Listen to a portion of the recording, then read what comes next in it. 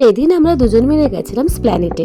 Metro স্টেশনে নেমেই পেয়েছিলাম একটা মিও মোড়, যেখান থেকে আমরা নিয়েছিলাম একটা চিকেন বার্গার, একটা চকলেট ভলক্যানো। দুজনে তো গেছিলাম একটু শপিং করব বলে, কিন্তু শপিং করা বাদে খাওয়া দাওয়াটাই শুধু হয়েছে। বার্গারটা আর ভলক্যানোটা ওরা গরম করে দিয়েছিল বলেই আমরা মেট্রো স্টেশনে দাঁড়িয়ে খাওয়া শুরু করেছিলাম, কারণ বাইরে বেরোতে বেরোতে প্রায় ঠান্ডাই হয়ে যাবে, তখন আর দুটোর কোনোটাই খেতে ভালো লাগবে না। আর আমি তো কথা বলতে বলতে গরম বার্গারটাই এমন খেয়ে নিয়েছি আমার জিভটাই পুড়ে গেছে।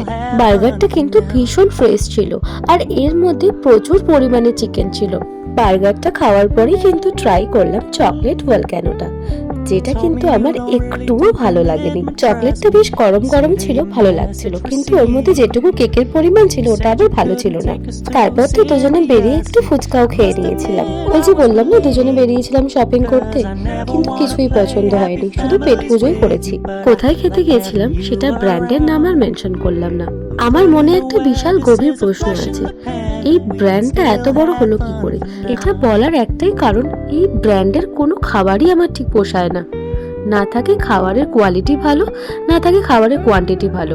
খাওয়াটা দুজনে শেষ করে দুজনেই বাড়ি ফিরে আসলাম।